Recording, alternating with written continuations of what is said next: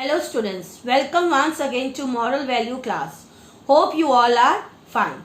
Today we will do lesson 5 and the name of the lesson is Be Humble. What do you mean by be humble?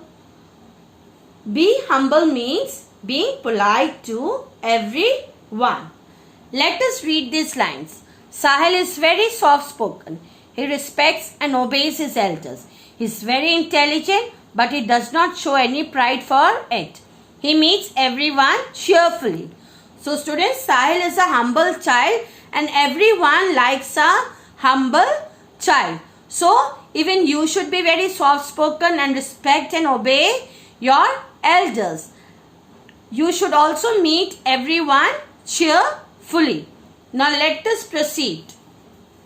Being humble means being polite to everyone. It is a great quality of a human being. It creates a good image in the family and society. Everyone likes to make friendship with the person who is humble. Do you like a child who always argues with you or frowns at you? No, you will certainly not like such a child as your friend. Now students, being humble means being polite to everyone. If you are humble by nature, you are liked by your friends. You will not like a friend who always argues or shouts at you. If you read about the great personalities of the world, you will find that all of them were humble people. They talked to their subordinates politely.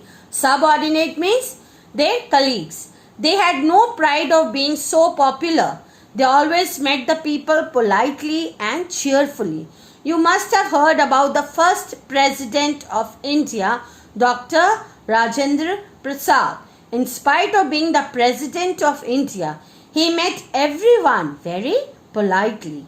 Whenever he went to his village, Jirdai in Bihar, he met his friends and other villagers. His behavior was so simple and polite that no one could feel that he or she was meeting the president of India.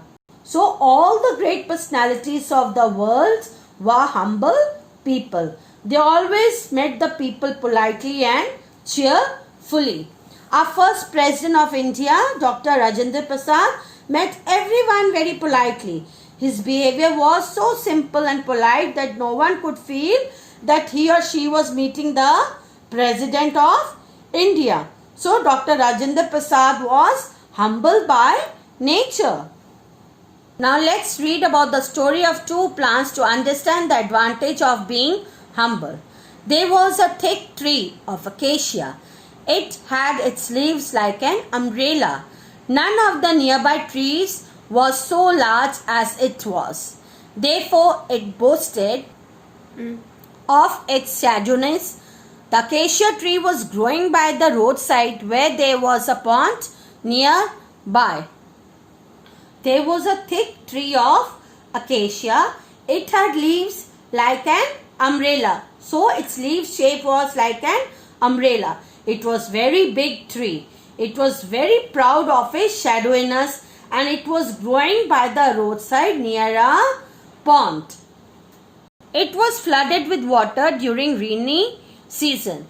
The acacia got water from this pond and grew bigger and thicker. Its stems were also thick and strong. So the acacia tree got the water from the pond nearby and it grew bigger and thicker. Its stems were also thick and very strong. A lily plant was growing near the pond. A number of flowers bloomed on it during the winter season. This plant was opposite in nature to the acacia tree. Lily plant had very flexible stems. One day the acacia tree said to the lily plant, "You are so little that you are of no use. I am a large tree. See my leaves and thorns. I am such a beautiful tree that I attract all the passers by." So students, now there was one more plant. There was a lily plant which was near the pond and many flowers bloomed on it. During winter season, lily plant was not thick and bigger as acacia tree. It had flexible stems. So one day, acacia tree, who was a big tree, said to lily plant that it was so little that no one notices it. And look at me, I am so huge and I have leaves and thorns, and all the people who passes by were attracted by it. The lily plant said softly, the size is not so important as our qualities. I am flexible, many flowers bloom on me. Everyone likes my flowers. But here, lily plant replied softly that the size is not important, but our qualities are more important. The acacia tree laughed and said, I think I am bigger and stronger than you. No one can crush me under his feet. The lily plant kept quiet. Just then, wind started blowing. Within a few minutes, there was a storm. The wind was blowing at such a high speed that it was difficult to stand. The acacia's trunk was swaying with the great force of the storm. The tree was trying to save itself, but the storm was severe. The strong wind uprooted the tree and the whole tree fell on the ground. Now students, again acacia tree laughed and told lily plant that it is more bigger and stronger than lily plant and no one can crush it under his feet. Within a few minutes, there was a storm. The wind was blowing at such a high speed that it was difficult to stand, and the acacia tree was trying to save itself.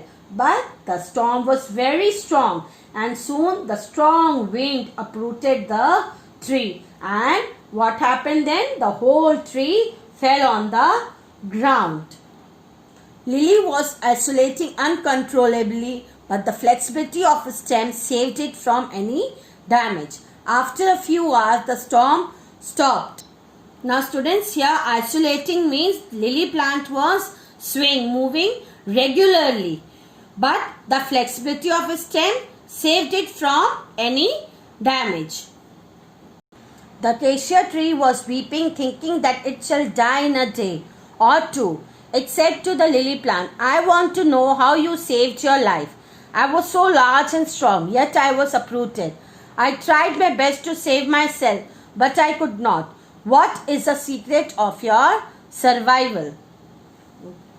Now, the acacia tree was weeping. Weeping means crying, because it knew that soon it will die. It wanted to know from the lily plant what is the secret of its survival. Lily said very humbly, I am soft and flexible, whereas you are sturdy and stubborn. You never learn to bend, but I can bend myself in any direction. Acacia, which was proud of its sturdiness, repented sorrowfully. It was thinking that had it learned to bend down, it could have saved itself. Now students, here Lily said to acacia tree that it is soft and flexible and could bend itself in any direction. That was the reason that it was still surviving. And acacia thought it learned to bend down, it could have saved itself. Children, it's true that every person should learn to be humble and be soft to live an easy and safe life.